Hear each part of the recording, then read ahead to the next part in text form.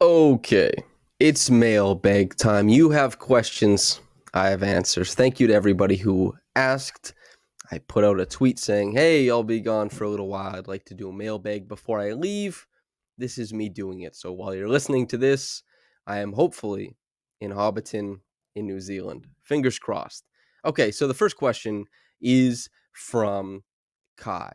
Kai French Fry on Twitter, also a staff writer at Raptors Republic. And a good question. He says, do you think Jakob should be used in more delay actions to fill some of the playmaking void left by Fred's departure? This is a good question. Fred is leaving. There are possessions. What are the Raptors going to do with it? The good news is that Jakob has a very clear history of operating out of delay action. With the Spurs, it was actually the primary source of his assists. Spurs also ran this with Thad Young a lot too. And so they typically ran it with Doug McDermott as the man coming off of the handoff, the delay, as it were, and then you run the back cut typically off of it. The tough thing about running that with Jakob this upcoming year, and they did run some with him last season, uh, delay is about getting everybody out to the perimeter, spreading the defense out, and then typically using a non-shooting big as a hub in these two-man actions to make sure that the big has to step up too, and then that's advantageous because the rest of the floor is spaced out. The Raptors might not have the personnel on the floor at all times to dictate that there won't be other help side stuff, meaning that delay action won't be as advantageous. I guess we'll see, but the most important thing is that, yes, Jakob is capable of doing it. Some lineup constructions, they should be able to get away with that pretty easily. Other lineup constructions, I don't think it'll make a ton of sense, and they might focus more so on kind of stacking a weak side action in conjunction with something a little bit more pointed as far as like on the strong side, working on ball. So I guess that's kind of where I'm at. From Catherine Ann Bird, which former Raptor in their early prime career, not just their stint with Toronto, would you most like to plop on the 2023-24 team? Bosh, Lowry, McGrady, Kawhi, Vince, DeMar, or Jose, and why? I mean, Kawhi. I know I have this dream where Lowry, like prime Lowry, plays with prime Siakam. I know they were close to getting that there, but Lowry was out of his prime. Siakam hadn't quite entered it. I know he made All NBA, but he was a meaningfully worse player in 2019-20 than he has been the last couple years. And I know obviously McGrady in his prime is insane, one of the best scorers the league has ever seen. Vince is incredible. DeMar, Jose is a fun one. Actually, I'll disqualify some people. Bosh gone. The front court is already way too loaded. And while Bosh is certainly an All NBA player, I think he only made it once in his prime, third team, if I remember the last time I looked at Basketball Reference. He's not considered, although he's great and completely helped change how big men play defense. Jose is not in there, although he ran the second best offense in the NBA for a year and did so with a not super talented team. That's pretty cool. DeMar, not in consideration. Also a guy, he's my favorite player of all time, but he wouldn't make a ton of sense on this team. So we're left with Lowry, McGrady, Kawhi, and Vince. Vince, I've seen. I didn't see it as much as I wish I could have. He wasn't on TV that much. I guess at least the channels I had as a kid out in Saskatchewan. But McGrady, Lowry, and Kawhi are certainly the most compelling. I think this Raptors team, I think they have a chance to be a top 5 defense this upcoming year. If you put Kawhi on this team, prime Kawhi, they would be a hellstorm. They that might not be a championship team. Maybe some people think it would be, and that's fine too. But I think that defense would be really incredible to watch. OG, Pascal, and Kawhi is madness, absolute madness. So I would go with Kawhi, and I hope that that answer sates. From Baselines from Jay, big shout out. I love this guy. Quote, this could be a big year for NBA rookies with Chet, Wemby, Scoot, and many others looking like they will be given chances in featured roles. Which have the best chance at being at or near the top of the opposition team's scouting list? Who might get official accolades beyond Rookie of the Year? So I don't think anyone will make an all-defense team. I don't think anyone will make, an all-star game or anything like that. I know there's some expectation for Wembanyama. I don't think the team is good enough around Wembanyama to really supply him with the offensive possessions he needs. I think he will be really good defensively, but I don't think he'll get recognition via like an award or an accolade or anything like that. But I think he will have really strong impact. Chet, I think, will have a really good year as well. I think there will be some game planning for offenses around Wemby at the rim, and you'll see teams probably shoot less at the rim and will be less eager to head into the paint with the 7'4" guy with like the 7'9" wingspan standing in there.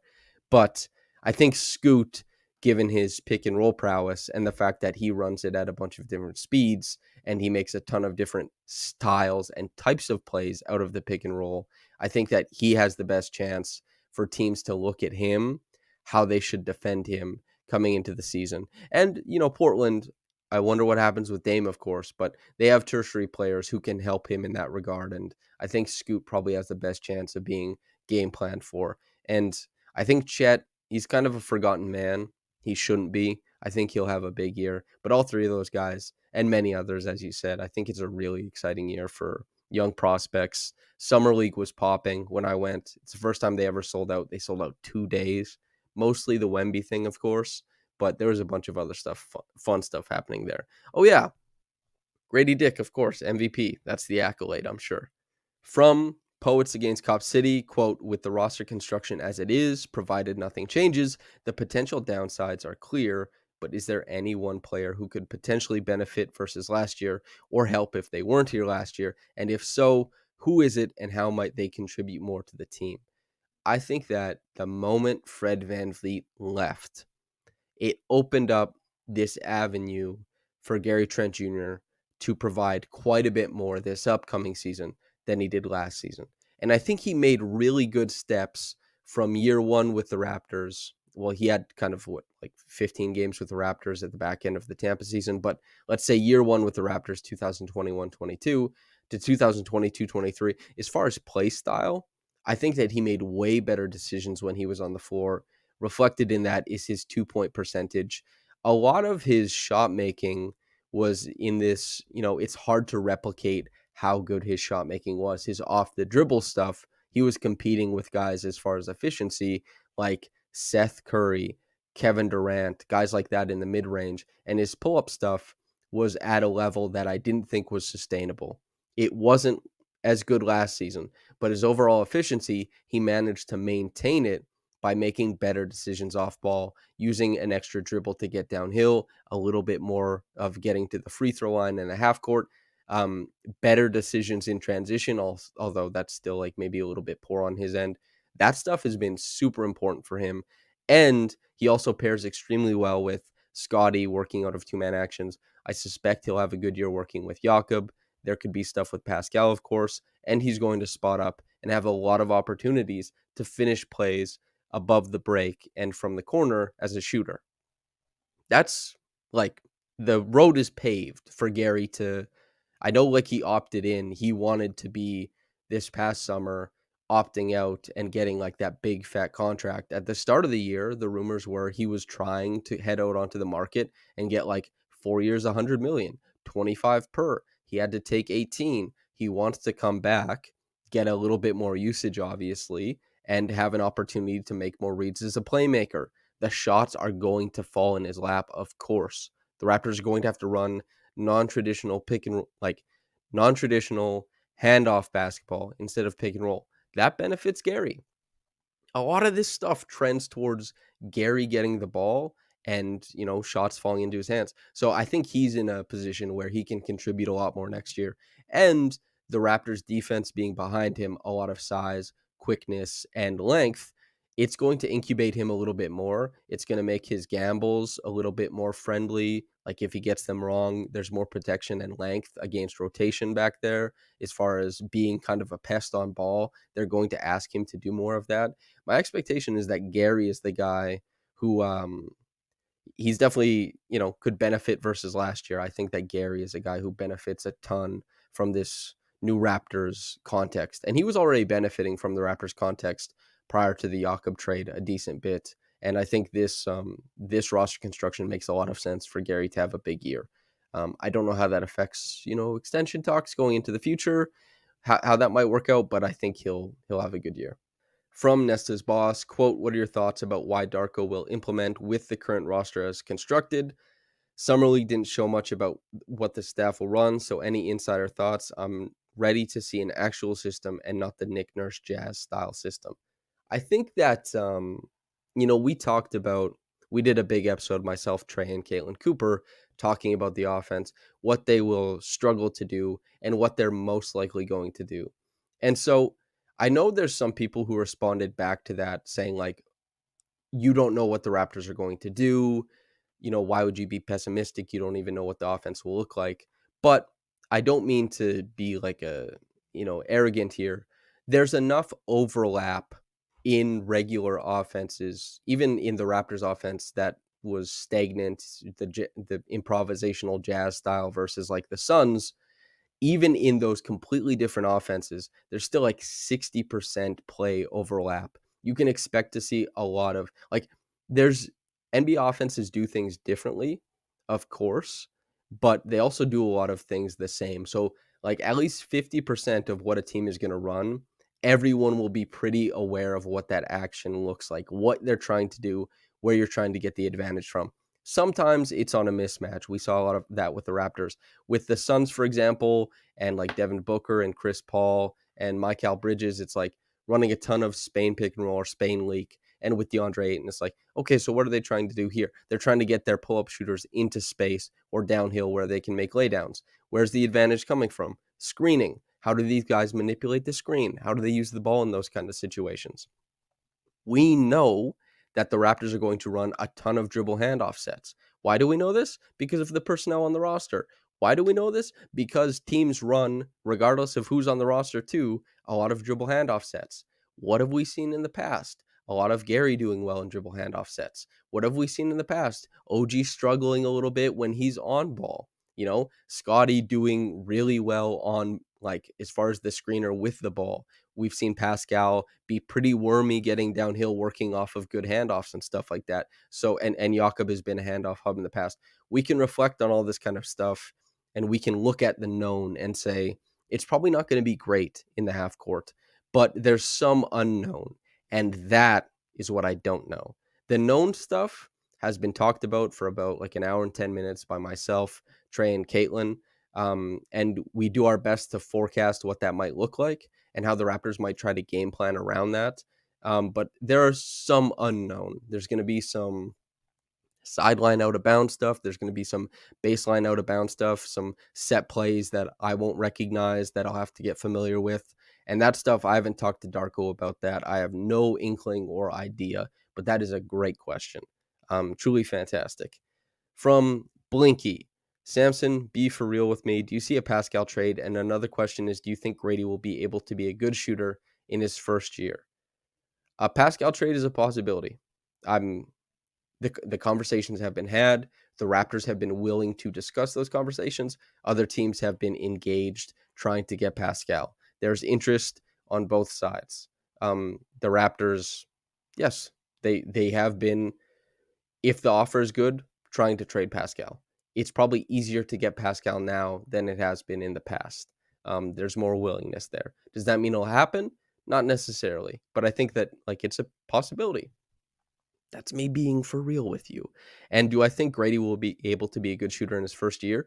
I think so. Not elite, because there's going to be some physicality and stuff he has to get used to, but I think he will be a good shooter. It would surprise me if he came in at less than 37% from three. And yeah, that's kind of where I'm at. From Fred Van, from at Don't Be Offended one.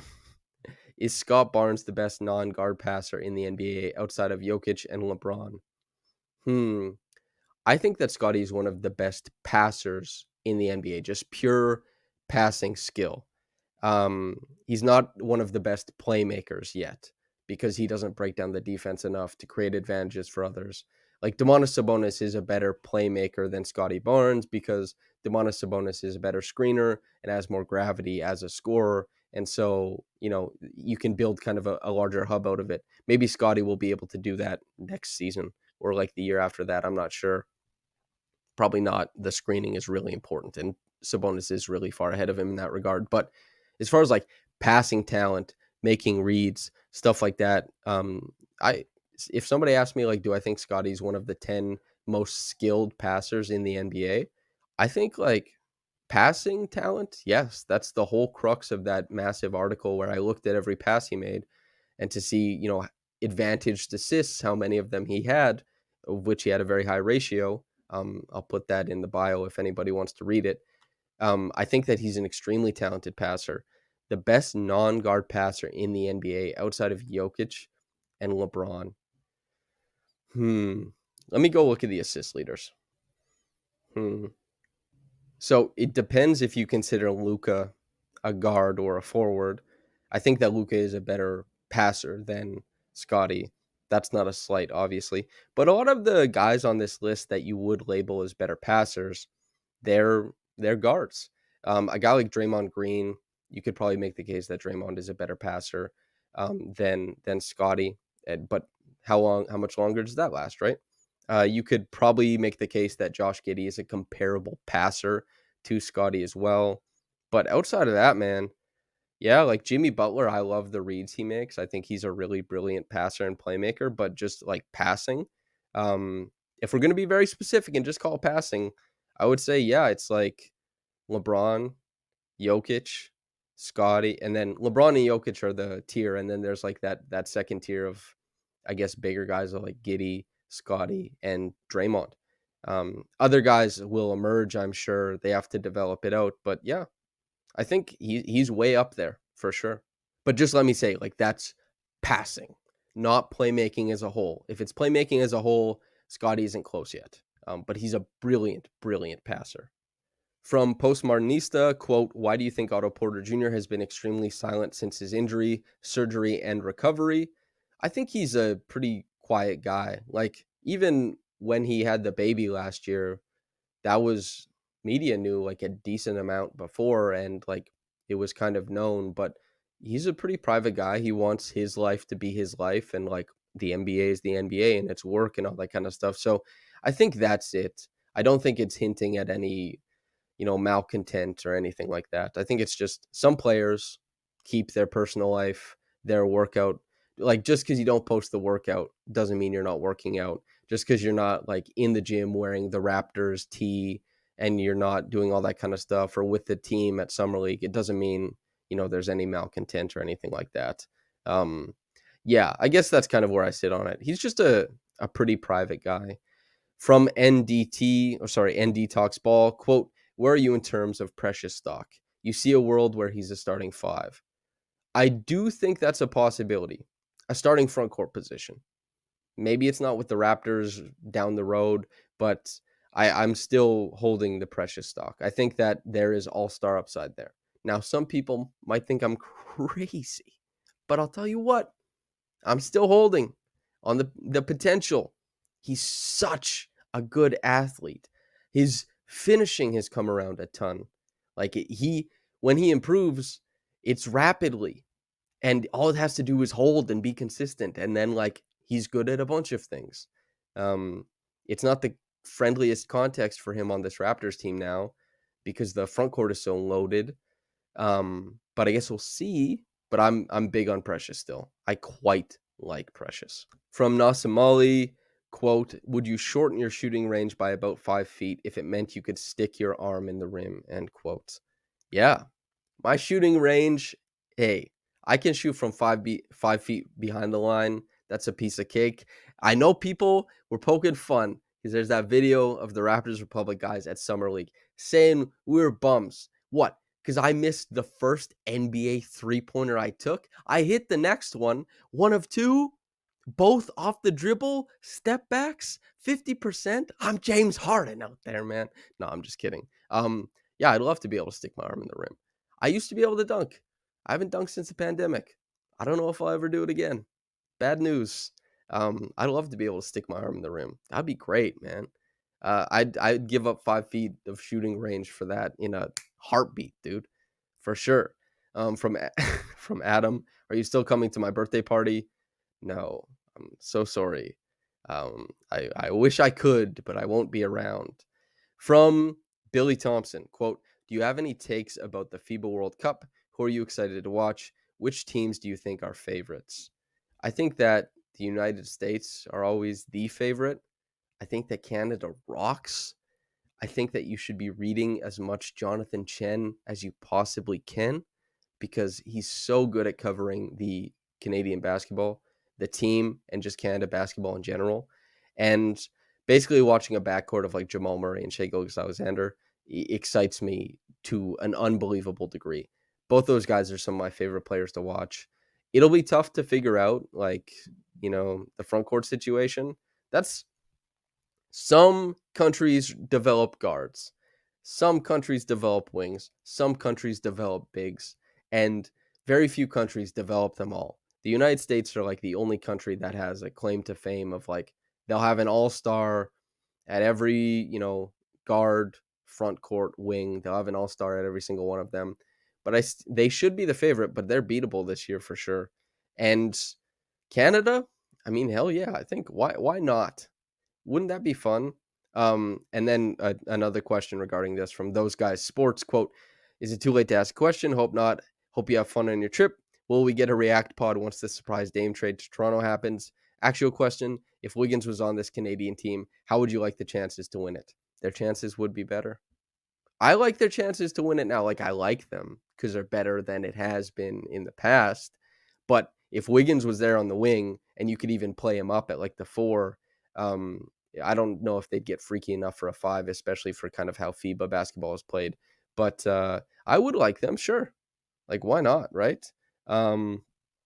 Dame. The React pod, firmly in the hands of Trey. I've done a lot of work with Trey. He's the best. We've sorted it out. If he wants to podcast while I'm gone, he's got the keys. The car is in the driveway, and he just has to step out the door, turn on the engine if he wants it. So you'll have to ask Trey about that specifically.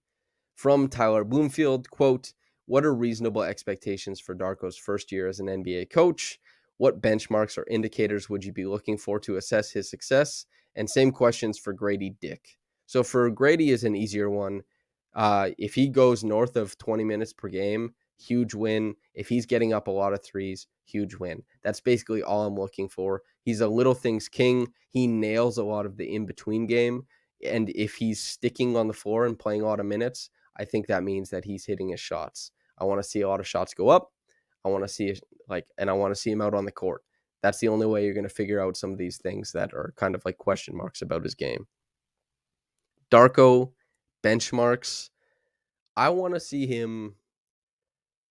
I would like to see Pascal Siakam and Scottie Barnes both lower their unassisted attempts at the rim. And if that happens, I think it means that the machinations of the offense are giving them more looks at the rim rather than those guys having to create them off the bounce. And if you're looking to see if a guy's a star and you're looking to see if a guy's fantastic and they have a really high unassisted percentage at the rim, that's great because creating looks at the rim by yourself is fantastic. Guess what? Pascal already does that like a ton. We know he can do it. He does it too much given his skill set and given how much teams pack the paint on him. So if he has a lot more unassisted looks at the rim, I think that that's great. And if Scottie does too, I think that that's great. That has to be part of like the bread and butter of this offense going forward is like cuts to the rim, bludgeoning teams on the glass, getting in close proximity and letting your size in the middle of the lineup do a lot of work there. Because you're not going to shoot with other teams. Like from the 3, the 4, the 5, you average out the shooting across those 3 positions. The Raptors, they're not in the league of quite a few teams between Pascal, Jakob, and Scottie. So if these guys are getting to the rim assisted, I think that they're doing a great job of like a bunch of high-low stuff, working off of split actions, and just like being able to feed each other on cuts. Maybe it's like a Corey cut, maybe it's a 45, maybe it's a Wade, but I think that would be a really great indicator for Darko. The wins and losses, I mean, I don't really care about that. I just think that would be a really cool thing if Darko was able to design an offense wherein that was the case. Okay. Do I exfoliate? From Nomad Creatives. Yes. 1 second. Okay, I've got all my stuff. This is what I exfoliate with. It's Aveeno Positively Radiant Brightening Scrub. It's very important to have good skin, I think. People like it. It's nice. So I use that. And then there's this Positively Radiant Daily Moisturizer. My little sister told me to use this. It's been really great. It's SPF 15, if that matters, and all skin types. And it's tone correcting soy. I don't know what any of this means, but my sister recommended it. She had really good skin, so I just trusted that. And then I have this Calm Plus Restore Triple Oat Serum, and this is really great. This like freshens my face. I don't know what it does. I don't know if it's a placebo or anything like that, but I find that my skin seems to be in decent shape. So that's my process. This isn't the first time I've been asked this, by the way. So you know what? I think this means I have good skin. In which case, thank you.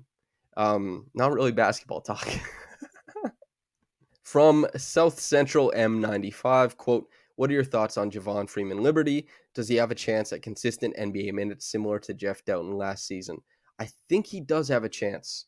I think he's one of the better guards in the G League. I think that if the shooting stabilizes from G League to the NBA, he's really quick on the first step. He has there's a lot of utility in his handle, and he's rapid quick. And rapid, quick guy who can get downhill, who shoots it. There's room for that on the Raptors. Maybe just in spot minutes. The Raptors, I don't think, are a team that, they don't have much room for a guy to like take off. Typically, those are the teams that are a little bit thinner and are kind of playing more like heliocentric basketball. But I think Javon, of the guys, the two ways, I think he has the best shot, to be quite honest with you.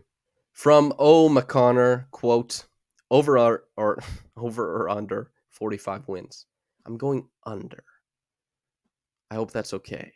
I've explained why in a bunch of different other places, but I think that the offense is going to be in a really, really tough place. And the defense, I hope, is in a really, really good place. And I hope that they get on transition a bunch. I hope that everything goes really well. But if I had to pick over or under 45 wins, I'm going to go under. And if I'm wrong, hell yeah. If this team figures out how to win more than 45 games, I think they're playing fantastic basketball with the guys on the roster. I think they're doing a ton of stuff extremely well. And I would love to watch that and talk about why it's happening and how it's happening and break all that kind of stuff down. I think that would be awesome. That's what I'm looking forward to. From Velocity Dimes, thoughts on Precious's development. Progressed from 3, worse defensively, but better finishing and from the line, which are usually better indicators long term. So the finishing, absolutely. The free throw line stuff, the scouts nowadays, they don't consider it like a an excellent indicator. People used to, is like if you shot the free throw well, it meant you were gonna be able to like step out and hit threes and all that kind of stuff, especially with big men. Brook Lopez maybe proved like, hey, this can work sometimes, but Brook Lopez is almost as unique as Pascal Siakam as far as like developing their games while in the NBA. He's very underrated in that regard. His like late career renaissance is awesome. As far as Precious, I think that his development stagnated last season. I think that he got caught in like the hubbub of the Raptors not really being sure of what style of basketball they wanted to play. There were divergent thoughts on it. He had a trouble adjusting to his role, and his role kept changing. But I still, as I answered that question earlier, I'm still very high on him just in general. For a guy who could be as low as the 10th man on this roster or as high as like the 7th or 6th, probably 7th given their lack of guards. For me to say that guy has all-star potential, I think like I'm really into Precious, and I'm a believer still. I think his development is, as I said earlier, it comes rapidly, and you're like, how the hell did you improve so quickly? And then sometimes it'll go away, and you're like, damn, you're having trouble inputting yourself into this game and making an impact. And a guy that athletic and that gifted shouldn't have as much trouble finding his way to impact as he does. I just hope he figures it out. I think he's great. From Amina_Poco, quote, Sixers fans believe Nick Nurse will fix their offensive stagnancy. What are your thoughts on this? Personally, I believe Nurse and Doc are two sides of the same coin, both only as successful as their best player is good with early career reputations based on winning a title with stacked teams. Nurse is obviously in the early stages of his Doc Riverdom. If the Sixers believe their offense is stagnant, I don't think Nick Nurse fixes that. Nick Nurse will go to the advantage, as you say, of his best player. He will work towards that. And I've used this term to describe Nick before, but when he was called like an offensive mastermind and genius, I used this term quite early on, but he's a Kyle Lowry merchant as far as offense goes. Like, I know he's had a big, long, storied coaching career across different continents, and he's done like a very good job. He's a championship winning coach. And, while the potential, the actual impact of his coaching can be argued and all that kind of stuff, I do think he benefited greatly from, having Kyle Lowry sort everything out on the floor, because Kyle Lowry is, over the past, 10 years, one of the best to be sorting things out on the floor and making sure that offense runs properly. Under different coaches across different timelines, what Kyle Lowry did is make sure that the Raptors ran one of the most efficient offenses every time he's there, where they got a lot of looks at the rim, assisted looks, where they got a lot of really great looks from three, and where they run like a dream in transition. And that wasn't so much Nick Nurse in 2019-20 and 2018-19. That was Kyle Lowry. So I don't think that Nurse will be a genius who fixes their offensive stagnancy. But that doesn't mean he will be a bad coach for them this year or anything like that. But I'm not super, super high on that. From Blake Murphy, quote, all the questions should be about your August absence, and whenever anyone else does an August pod, they should be investigating your absence. Hey, you've got the radio show, brother. 5 days a week, Jays Talk Plus.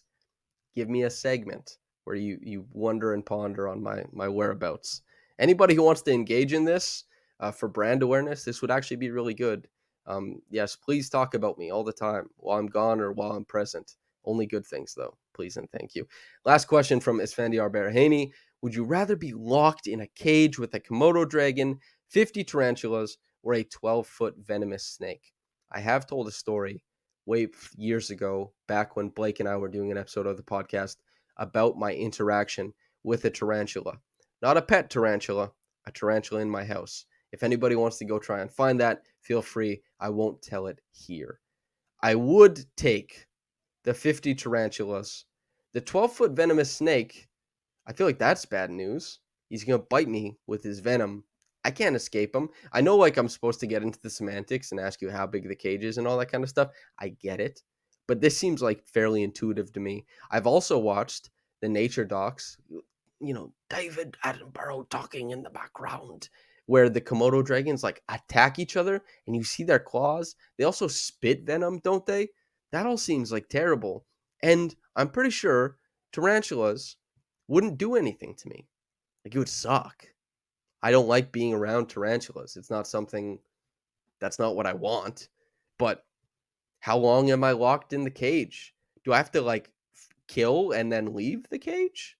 How do I get out of this situation?